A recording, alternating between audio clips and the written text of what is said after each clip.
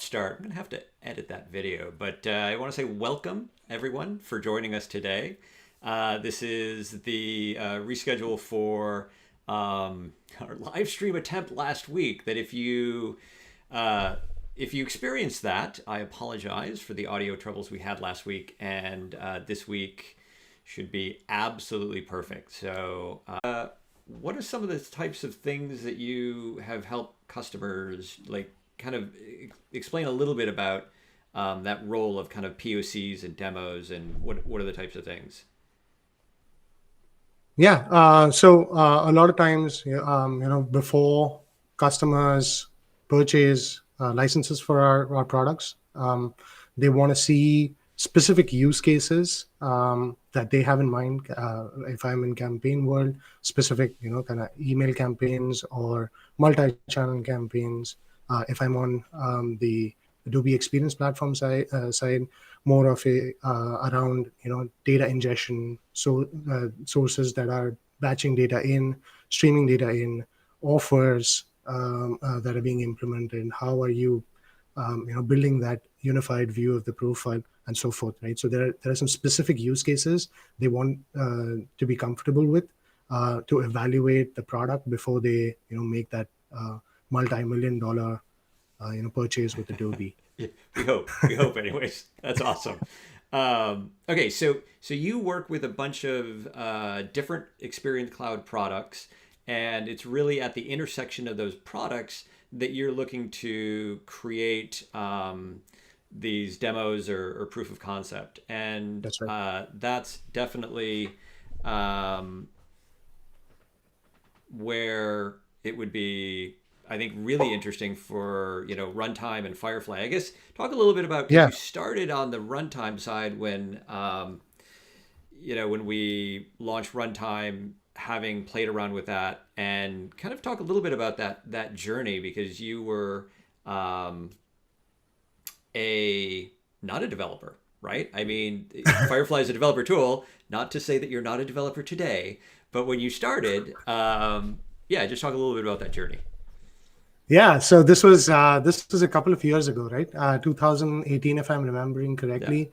Um, the real need, actually, I was not the first in my team to know about runtime. It was one of my teammates, Phil Johnson, um, and what his use case was, he was working with a customer that wanted to integrate um, RSS feeds into campaign, right? So as you get in events into the or like articles into an RSS feed, you want to pull them in, attach them in a email, and shoot out that email, right? So that's where we thought runtime was a great fit, because it did not um, utilize compute power on the campaign server. Campaign is for email processing. Yeah. We had this micro, or Phil built this microservice, very simple to just trigger to just on a periodic basis pull in what is in the RSS feed, pass that JSON into a flattened format, plug it into a campaign, and subsequently into an email creator. So that was my first kind of early thing of seeing what runtime can do. Yeah. And then I mean, I saw that and I was like, whoa, the possibilities are endless. And I just jumped in as I was speaking to customers ever since then. It was just, I had this runtime in my back pocket whenever the use case called for. And I felt that would be an interesting, kind of good fit for runtime. I just went with it. So a couple of other use cases that we built around with your help, I guess, was the location services. This is 2013, right? Location services Yeah. being triggered from launch, triggering an email, a transaction email via an API on Campaign Standard.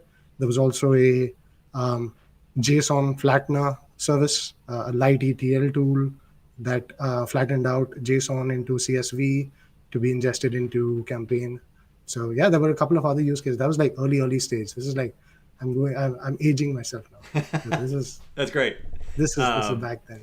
It's super encouraging for us as a product team to hear about that our product makes it really helpful for you to do your job, but more for customers to meet their end goals, right? So the goal Right. with runtime with Firefly is to essentially connect our products in ways that the product teams didn't really intend, but that the customer needs to happen to run their business. And yeah, so that's fantastic. Yeah. Okay, so now I think we'll shift into the demo portion if you're ready to kind of go through the demo. And I just wanted to mention, I'm going to add this in here. Anybody feel free to ask any questions in chat, and we've got the team on that will answer those questions. And if you've got questions for Pulkit, we'll do a Q&A session where you can ask things, and we'll put those up on screen and go from there. So let me jump into the next scene, and we'll let you share your demo. There you go. Right on. Yeah. Hey. So, um, with that, origin story, we have come so far in the last 2 years. This is now switching gears into the current state where I'm now building front end applications with React Spectrum. This is just one of the applications that I've recently built. What I'm going to do is I'm going to give you a quick uh, um, kind of use case briefing, then dive into the before the app situation, show you the app demo, and then we'll break down the key challenges. Right, I don't want to spend time rehashing what is already in the documentation, but really give you guys a stories from the trenches, lessons learned from building the first couple of apps that I've put out there. So with that, the use case. So the use case is focused on the offer decisioning engine application service that's built on Adobe Experience Platform. And really what the problem statement is that um, marketers, as they're using platforms, various services, want to be able to easily unit test their offers, right? So they're building content, they're building offers, tying in certain rules to those offers. They want to make sure that as they are building these, they are setting those decision rules up correctly. So they want to be able to test these offers against specific profiles, just to make sure that all of the rules and all of the settings are set up correctly before they go live. Right? Um, the problem, however, is that there are multiple services on platform that are being used. So offer decisioning being one, profile service being another, right? So a lot of times, for a marketer to go live with their promotions, they need to jump between screens, right? So let me jump out of this, and I'll come back to this in a second. Um, yeah. So what I went through is just platform. What you're seeing on your screen is just the homepage of a sandbox on one of my demo organizations. What I wanted to just quickly show you is just the kind of behind the scenes before we get into the application, right? So on this sandbox, I have this one promotion. All a promotion is just a collection of offers, right? Behind the scenes, there are about 3 offers, I guess. Yeah, so there are 3 offers focused on an FSI customer, right? One of these offers has multiple representations based on channels, right? So each offer can be represented in text format or an image, or for that matter, a text message, right? So that, as well as it also has the eligibility rules, right, or decision rules. So for a 401k offer, you have the credit rating to be more than 2,000. and the propensity to refinance more than 7, right? So all of these are being set up prior to being able to unit test this, right? But once it comes to seeing how all of this comes together, uh, you either have a tie-in with the end channel, the delivery channel, so a website, or you have a mobile app tied into platform that can represent an true end-to-end representation of the offer. But a lot of times you want to make sure that you're taking smaller steps as you're going through, right? So again, the idea behind this is you don't have that channel or are not ready to go live to that staging channel even, but really testing out if these conditions are correct or not. So with that kind of background, the way you would solve for this without the application is Adobe Experience Platform has this a great library of API calls, right? So there are tons and tons of API calls. Offer decisioning has a lot of API calls as well. The specific ones that we'll be looking at to fulfill our use case is the first thing is to list all of the activities, right? So I've already gone through and triggered this API call. You'll see the upsell offer, the upsell promotion right here, right? So you get the identifier for the activity or the promotion. Next, you get the placement or the channel you want to get the representation for. So we'll be looking at the hero image. And then once you have both of those, you have an identifier for the profile. Plug that into a post API call um, with the placement and the activity. And what you should get out of this is the offer content, right? Which is this image right here.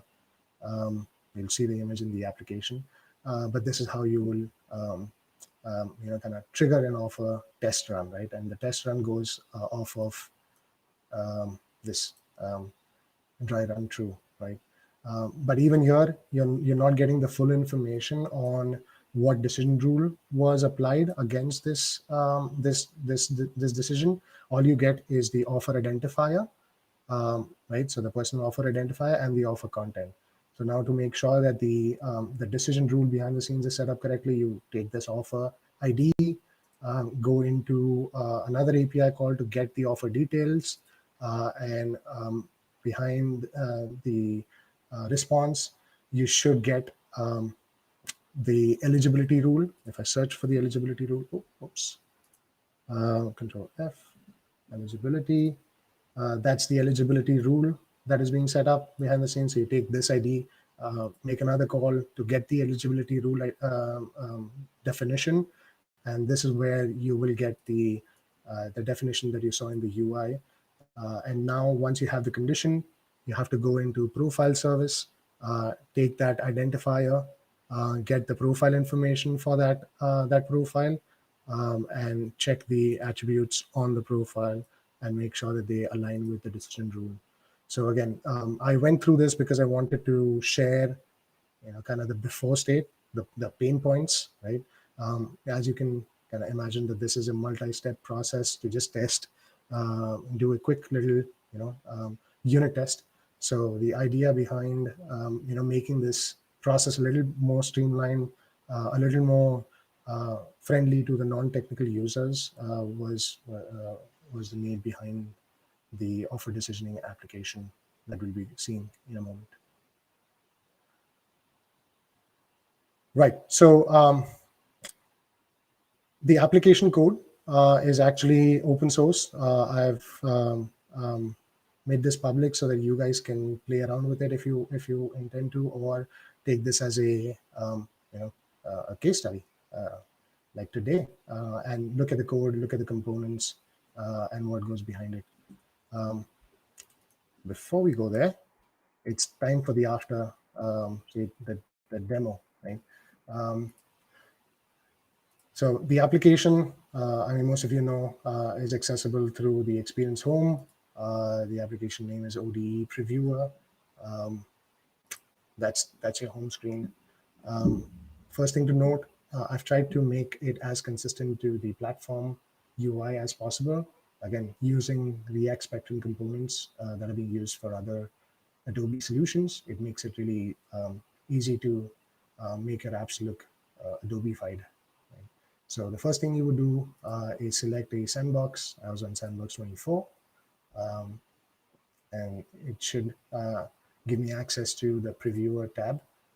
When I get here, what the app is doing behind the scenes is as soon as the page loads, the app is making a couple of runtime calls behind the scenes to get the content that you saw in the API responses in Postman, right? So the first thing is the activity or the promotion that you're running.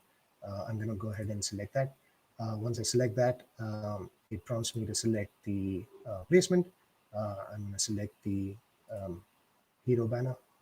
And then once I have that offer level information, the next set of information that is required is the profile information. So the type of identifier that I need to get the decision for, and then the value. So I'm going to grab the same value that I grabbed from here.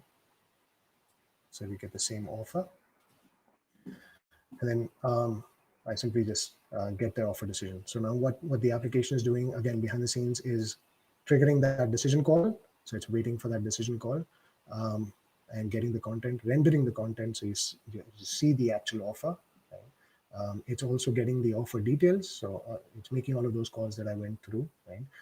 It's also making an additional call to get what the current usage parameters are for this offer, what the decision rule is, right?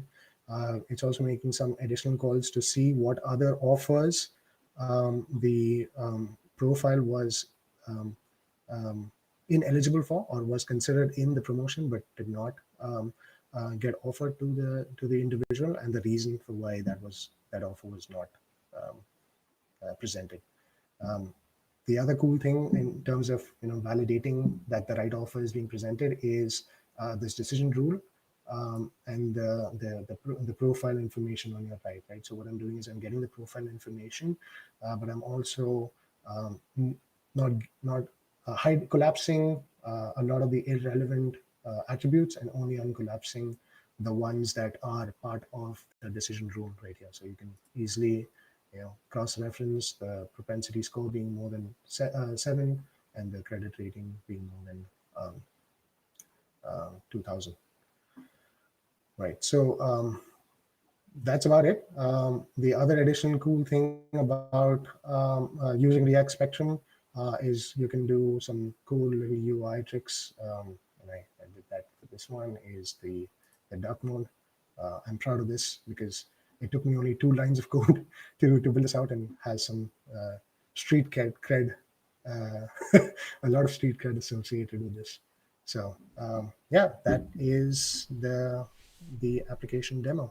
That was it. Outstanding. So, when you say that the dark mode, 2 lines of code, is that a standard thing or is that something that you just stumbled upon? So that's a standard React Spectrum uh, um, component, right? I think it's called the provider. I may not be using the correct right terms, but it's a provider wrapper for the entire application, and you can just plug in the theme being darker, like. But again, if I was using like bare bones React components for this, I can only imagine the implementation being more than just that toggle. Yeah, totally. So that's Right. something great you get out of the box with React Spectrum and using a design system. That's super cool. Yeah. Yeah. All Right. right. So,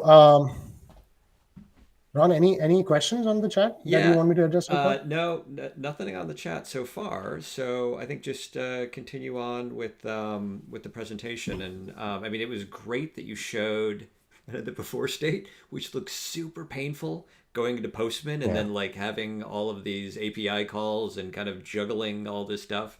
But it's great to see that because to understand kind of the process of like, you're like, okay, how would you do this?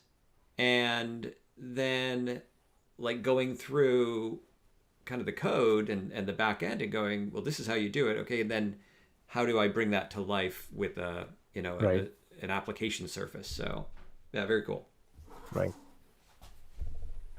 Yeah. All right. Totally. Okay. So again, the code is available to you to look at on my GitHub account. So I'm not going to go through the code, but really kind of distill out um, some of the challenges that I faced during the development, some of the things that I implemented, just the highlights, right? And of course, the app is open. You can create issues. So if you feel that there's some question that is unanswered, or you see a bug, um, hit me up on GitHub. Right. So for the next couple of minutes, here's what we'll be discussing. We'll be discussing application performance, right? So you saw me go through some of the API calls behind the scenes, but there were additional API calls. For example, the metrics, the experience events, the sandbox, drop down. All of these API calls are being triggered as users are using this. So uh, a lot of times when you're using just one or two API calls, it doesn't make it necessary to consider application performance. But just for this specific one, because I'm using I think 13 API calls, I wanted to minimize the number of you know, calls that I'm making to platform. Right. So you look at how I did that. There are three possible solutions to caching your API responses, and I'll go through all three. The application has all three. Um, the second challenge was around role-based access. Right. So I wanted to be able to control access to the application to only a certain group. And I had to play around a little bit to set that up just to fit in my use case.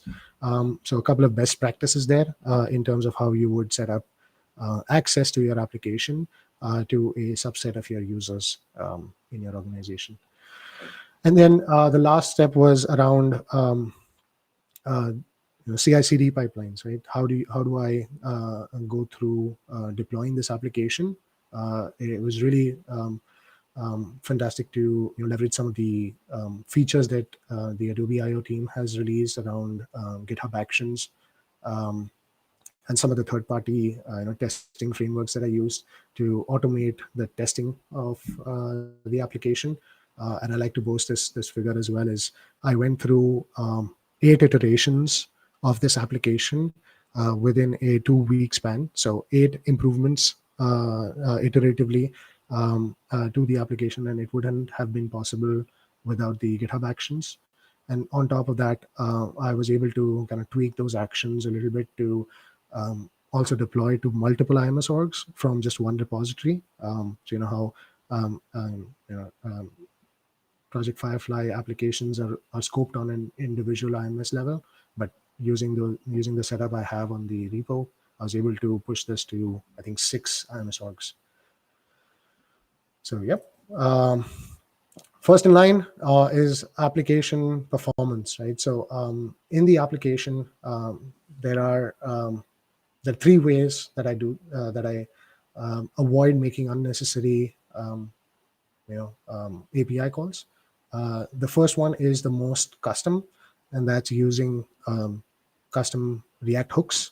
Um, what this is basically just storing your API responses in session storage or local storage. So if I jump into the code just real quick, um, what you get out of the box with the app Adobe IO CLI boilerplate code is a function that helps you trigger runtime actions from the UI. What I've done is I've modified that function to write up a custom React hook. And the reason I did this is because this then allowed me to use the session storage object.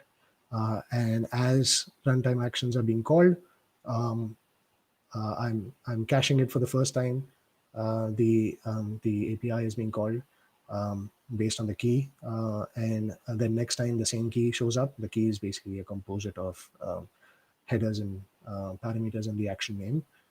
Next time the same API call is being called, the hook is not triggering the runtime action, but it's serving the data that is in the cache. Um, so that's one way to solve this using session storage. Um, the second way to solve this is state SDK. Um, really, what this is an additional service built on the VIO, and it's a key value store that allows you to persist um, um, key values in state SDK, transparent to you or to the application. It is stored in the Adobe IO infrastructure. So I use this to persist their dark mode setting. So if my user has selected dark mode and they relog in, the dark mode setting is persisted. The way I do that is through two wrapper functions, right? All I'm doing is I'm saving the key and a value, and it's being stored on the Adobe IO side. Um, it's also retrieved every time the application loads, and the way that happens is through a context uh, API. So use user heading. This is again React feature. On every app load, I get the state, I get the application settings for the user, and I populate the state on the application. So that's another way of doing this. Again, this is something that is scalable in the sense that you can push in any number of key value pairs. Um, again, this does not leverage the state SDK, but it's cross browser platform. I'm sorry, does not use the session storage, but cross platform. The third way, and that's the simplest way and the easiest way, is caching it on runtime. Right, runtime has this feature of um, a HTTPS directive, and I need to thank Dewey letting me know this.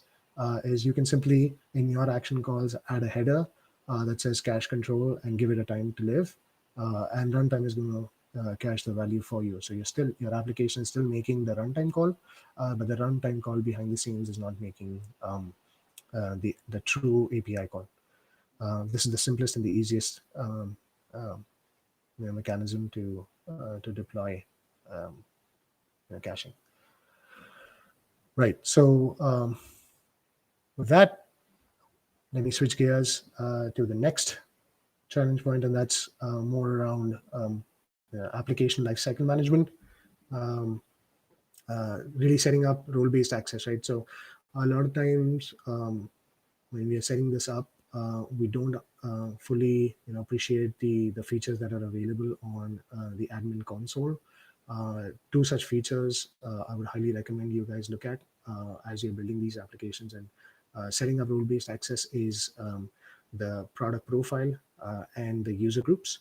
The best practice here from my experience is you should always have a product profile associated with your app. So have multiple, if you have multiple apps, you have multiple product profiles. Keep your product profiles tied to a one-to-one relationship with your application. And then same goes for user group. Try to have one user group tied to that product profile, tied to the application. What this allows me to on the application side, the application access on developer console, you are using the same product profile to assign access to the application, and then on the user side, because the product profiles are assigned to the user group, anybody who wants access to that application, you just simply add them to the user group, and they will have the same level of access that the application has while it's running behind the scenes. So there's no discrepancy between what the user is entitled for and what the application is entitled for. So that way it makes it apples to apples as people are using the application. Um, Again, the way to set this up in the application as a proof point is in the GitHub repo, in the README. There are instructions on how to do this, even on the admin console side. So I go through detailed instructions. So hopefully this will help you guys as you are building your specific applications. Right. So this brings me to the last point that I wanted to make today was around um, the CI/CD deployments, right? And before I jump into the multi-org deployment, I wanted to speak about the CI/CD pipeline services that are available, right? So there are a couple of links in here that I would want you to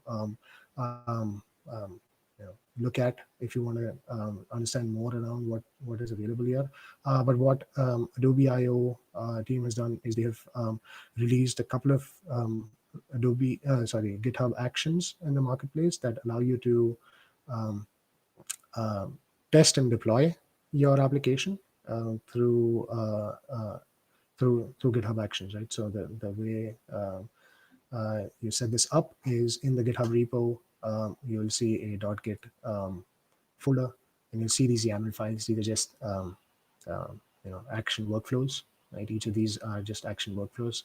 So the one that's of interest is this guy. All this is just setting up the environment, right? It's going through instruction on how to set up the environment. So the application is tested on a Node.js container, but it also has some Adobe specific you know settings in there. And all this is doing is at the end is just running the test command, right? So it's running the automated tests on every pull request. So every pull request is running this, right? What does look like behind the scenes is every time I push to this repo, this triggers, right? So you see a bunch of automated ones here, but yeah, these are the ones that I have triggered, right? And it happens automatically. You just push your code, and the GitHub Actions will test your code, right? And what is it testing? It's going through the tests in the repo that I have set up, that I've coded for, right? So a quick example is this guy. Um, I'm just unit testing if the application is consistently returning what it's supposed to return, right? So as I'm making changes, these unit tests are running behind the scenes, failing if I don't make if I make a mistake, right? So letting me know whatever change I made was no good instantly, right? So that way I'm able to get instant feedback as well as iterate quicker because I feel confident that the changes I'm making is really truly validated, right? So that being said, the other side of CI/CD pipelines is the other workflow, which is deployment to stage and production. They're pretty similar. So, but let me just go through the production workflow, and all this is basically it's just doing the AIO application deploy on production, right? So POD1, if I look at this guy, is doing something similar, but only on releases, only on application releases, and it's going through the npm install, the build, the deploy, AIO deploy, that is, right? And it's making sure that um, the latest release is being pushed to this specific organization. And I have like 6 of them deploying to production, and 6 of them deploying to stage. Right. So again, the reason I went through this is this page right here, right? So if I go through the releases, you'll see that I was able to make 8 different versions or 8 different iterations, improving a single feature at a time, and not worrying about pushing or deploying this to the multiple IMS orgs that I needed these apps on. Again, eliminated the need to manually do this. A really cool feature. Um, yeah, that's it. I went through this guy, right? Yeah, application testing. I touched upon this a little bit. This is something that um, is outside of Adobe IO, right? It's just the open source community, and I used a couple of really cool testing libraries. The React testing library was used for the UI testing, the integration testing. Allows you to you go through the application as the user would click through, so and in an automated fashion. There's some links in here on tutorials that I found helpful, as well as I use just comes with the Adobe IO boilerplate, so I just extended that. But yeah, there are a couple of links in here that would help you um, if you're starting fresh. Help me. Um, so yeah, with that, that brings me to the end of the application. Um, in the deck, I also have two other applications that I created prior to the offer decisioning previewer application, and these do a little different things. The one that complements offer decisioning better is a headless application, again built on Adobe Experience Platform, and it's more around data cleansing. So as I recycle my IMS orgs from various customers, I want to make sure that I'm purging the data, right? So the idea behind this application is it's just sitting on behind the scenes, triggering every day on a 24-hour cycle, and clearing out all of the data that was ingested in the last 24 hours without me manually doing this every day or every time I have to recycle the instance. It just makes it a little automated, um, frees up my time. But yeah, take a look at that one. And then Project Galileo was my first application. The code is not as clean as the offer decisioning previewer, but has some really cool early stage implementations in there as well. So take a look. Well, and And all of these are public. I think for Project Galileo, I mean, you built that during a hackathon we had, right? I mean, that was That's pretty right. rapidly built. Yeah. It was. Yeah, that was my first app, and it was built in like 3 days. Yeah, the hackathon was 3 days, right? Yeah. Yeah, I need to go in and clean that code up. Yeah, that was huge though. I mean, it's a beautiful app as well. Hey, what is the feedback that you've gotten when you show people the apps that you built? Pretty positive. Yeah, so a lot of so the difficult part that I am kind of facing from the field is um, just the together story, because we're using a lot of services from the design system, using a lot of services from the backend runtime function. We also have some ancillary SDKs. I do not use an SDK, but even those are available, right? We are also using the Adobe IO CLI. We're using GitHub Actions. So just to bring all of these together makes the ecosystem itself really, really powerful. So a lot of times when I'm talking to customers, when they see the end-to-end story, or for that matter internal teams as well, right, at Adobe, um, the end-to-end is something that I don't think is fully being realized. But as we build more and more applications, as you guys build more and more applications, I think that'll be more and more apparent how powerful the entire ecosystem is, and how it ties everything together and makes our lives easier. Yeah, right on. That is super cool. Yeah. Um, so let me. We do have a question on the chat, and probably it's Mhm. good to just kind of throw this up there now. So, can you tell us more about your end-to-end test setup? Is that possible? Yeah. Yes. Um, so the end-to-end test setup really is the integration tests, right? So React testing library. I did not. So there's still more to do, of course, right? There's never done. Um, what I need to do is write better integration tests, and I'm learning as I'm going, right? So as Ron said, I was not a developer. I'm still not a developer. Um, but the integration tests, if I go into the components, the application test, there's not much. Uh, which one is it? The application.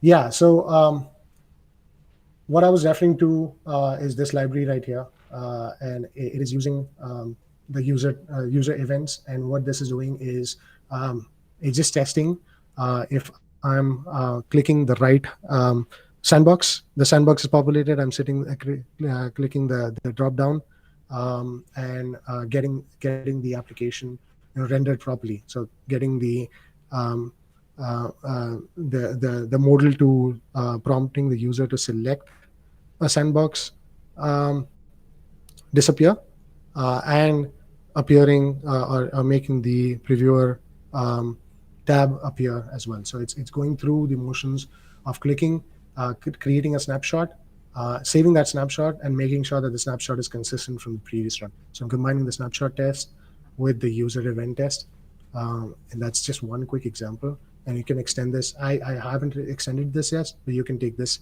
and extend this to the other uses of, when the user is on the um, preview tab, and the data is retrieved. If they click the drop down, they should see a list, and when they click a list, they should see the placement drop down being visible. So all of those tests, I still have to write, but I've written one example. The mindset behind React testing library is that you are writing tests as though you are using the application. So as I went through the talk track, right, using the user events to trigger specific elements.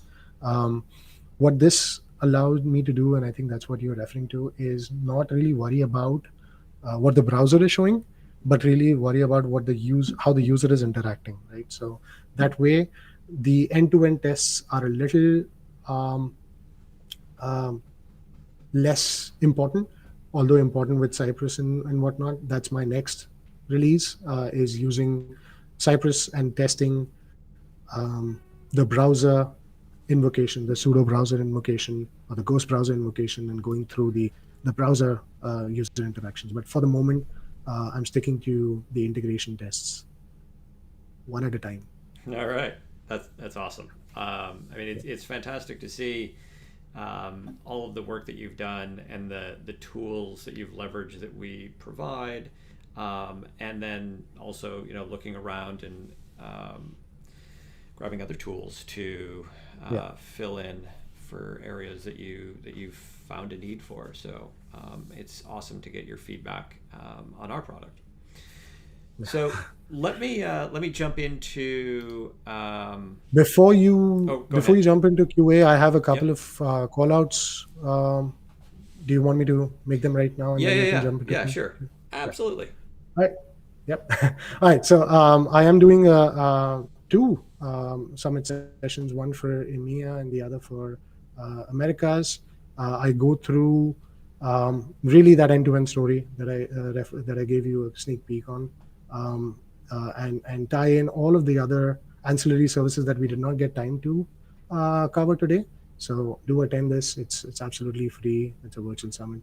So the link is in here. These are the two sessions. And then obviously hit me up on GitHub. I'm on LinkedIn, and I'm trying to use Twitter, um, and share the links. Right on. That's it. Those are my callouts. That's awesome. Very, very cool. Thank you so much for joining us, and thank you so much for providing all of that fantastic information. Right. So what I'm going to do now is I'm going to open it up, and I'm going to bring on a couple of other folks from the team, and we'll open it up for questions to see if there are any questions, anything that we didn't cover, or we've got Dewey and Dave from the Firefly team on now, and yeah, if there's anything. Dewey is Dewey is my Yoda. Dewey is the man. He's going to answer all of the questions. He's my guiding light as I He build is the one applications. that answers most of the questions, although Dave's getting there too on our forums. But yeah, Dewey has a I don't know. long history of answering everyone's questions. Dave has to do some serious work to come up to to, Dewey. to Yeah, I'm go not to catching up with Dewey anytime soon, I don't think.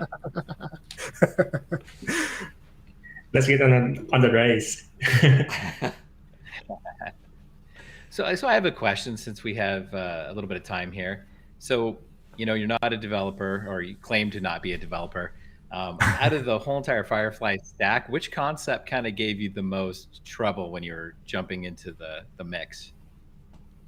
Oh yeah, React, hands down React. Development. Yeah, it was horrible. But it's nice now. Don't But sugarcoat it, it man. was Don't horrible. sugarcoat it. No, the idea behind like what React is supposed to do, state management, all of the other ecosystem around React, right? So the Redux, these custom hooks, the context. There's a lot to There's a take lot in. there. Yeah. Yeah. So obviously, I mean, we make it a little easier with React Spectrum framework, but then that adds in another layer of abstraction that you need to understand, and where those time to truly make this a powerful experience, right? You need to know where React Spectrum ends and where true React starts and whatnot. So it's, yeah, React hands down for sure. Ugly. Yeah. So, Yeah. Dave, do we have anything for that? Can we fix that? No. I don't know. Maybe there's a sneak at Summit that might address that. I don't Oh know. yeah. Look at that. I hear rumors there may be. There might be something there. Yeah. So check into Summit. That's definitely could be an interesting thing. Dewey, do you have any? Could be. So for the app being, there's a code lab that was recently added by our college Stefan, about creating a to-do app. So that will cover some React basics, as well as React Spectrum specifically to build a new application. So yeah, check it out if someone want to start with React, or especially React Spectrum. So I will There's paste also the Adobe link University, right? Oh yeah. Yeah. So our team. So we have some training courses on Firefly. Yeah. Oops. Go ahead, Ron. No, you go ahead, Dave. You've been leading it, okay. So please. So on the Adobe Digital University, we have training courses that will be available by Summit time related to Project Firefly, including a really cool course written by Stefan around UI development with React and standard web components. Yeah, right on. Hopefully that'll help. It is still a lot to take on, but we'll try to help out a little bit where we can, right? Yeah, hopefully we can onboard, new customers even faster and get them up to speed on using the tools that we provide. Yeah. So on product teams, so one of the questions I had, Pulkit, for you is for product teams, when you showed them kind of the applications, because I think one of the things that we tell our customers with Firefly is, you don't have to wait for features to be rolled out in your favorite product. You could build it yourself, especially if you have a need that is unique and it might be really low on the that product team's back burner or whatever, their chart. Yeah, have you had feedback from, hey, those are great ideas, or anything like that? Oh yeah, definitely. So So I think a good side effect of making hard things easy, as you like to say it, Ron, is that you are able to prototype a lot of those features, right? Even though, I mean, you don't have to boil the oceans, as I say. Yeah. You can quickly prototype a little feature, get feedback, right, and then reiterate, and once you're comfortable, push it to production, right? But having said that, that can also be a tool for our internal teams, and has proven out to be somewhat of a nice thing to have before before the product team gets feature requests, right? So speaking about Project Galileo, that was one of the early kind of visualization tools that showed a JSON profile in a D3 JS visual, graph visual that is now in the product, right? So part of that feature is in platform that allows you to visualize the profile in a graph format. Speaking about offer decisioning, the stuff that the features that are in the application now. I shared it with the internal product teams, and they are looking at considering some of these features to be brought into product as well. So again, a lot of side side effects, good side effects from having such an ecosystem is prototyping and really sharing that information so that we can improve our products as well as get some early value without even waiting for the product to add that feature. Yeah, that's fantastic, and I've heard that as well from product teams of like when they see Firefly, they're like, hey, this would be really interesting. We could, as you're saying, prototype some ideas that we have, and actually there are, we've seen some product teams say this could be a great way to take processes that we had inside of our core application and potentially move them adjacent to increase performance, Yes. which is another huge benefit of this as well. All right. So again, any questions on the chat? This is usually what happens. Like, we get to the end and people are like, I have no questions. You've answered all of them, or they don't have questions. I don't know how it goes. I want to know. You got big gaming headphones there. Are you, There you a go. pro-ranked gamer? What game do you play? If so, can I watch it on Twitch? These headphones actually go back 15 years. So I used to play a lot. Now I don't. But yeah, I used to be a big Second Life. Oh man, this is embarrassing. I think so. Counter-Strike. Second Life.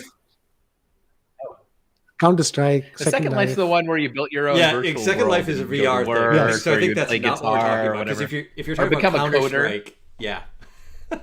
Counter-Strike I used to play. Back in India, I used to also competitively play Age of Empires. This is like Oh, way old. Favorite game, man. I love that That's a game. classic game. Yeah. Yeah. Yeah. Now the games have gotten away from me. I don't understand that stuff. Totally. So, That's because you're having sorry. so much fun Aging myself. coding. I'm not that old. I'm not that old. Yes, you're not as old as me by any stretch. Even though there's a little bit of gray in your beard, there's a lot more gray in mine. Yes. All right. So this has been fantastic. Thank you guys. Thank you, Pulkit, especially for joining us and showing us the app that you built and for making it available. I think that's the huge, going that extra step and putting it on GitHub and making it available for folks. It's huge. So thank you so much. Likewise. There's a couple really you great, guys are doing great some cool things in your stuff. demo. I really loved the GitHub to multiple organizations deployment. That was really cool. Also, in your talk, the point about managing your application was really, really cool. I think those were really good learning points for me. Yeah, very cool. And the Nice. like multiple org thing was interesting because I think then that bubbled it up within our Firefly product team to say, what can we do to make this process a little bit easier, more straightforward? So potentially there's features on the roadmap that we're kicking around. So thank you for that. Look at that. How meta is that? You are prototyping your applications to create features on your thing. So Exactly. that's meta. Super awesome. Okay. So anything else, Dave or Dewey, before we actually, Dewey, I want to say that the camera angle is awesome because it looks like there's like these rays of light kind of right over the back of behind your head. And There's some halo effect Yes. going on there. It's the Yoda, Yeah. Yoda effect, right? That's it. Yeah. It's a 3D illusion. Yeah, it's great. It's great. I mean, He's actually hovering a little bit above the ground right now. Yeah. Exactly. If the camera was going down, we'd see him on a little cloud. Oh, fantastic. Okay.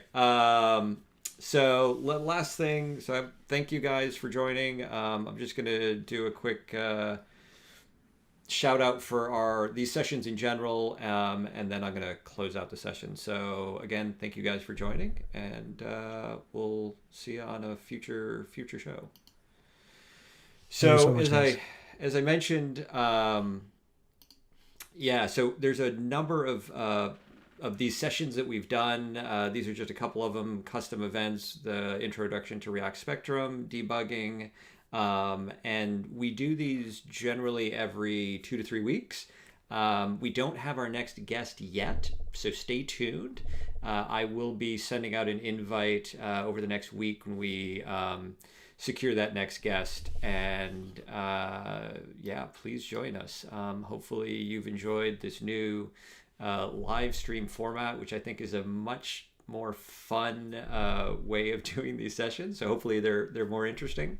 And we look forward to bringing you more of those. So thanks very much and have an awesome day.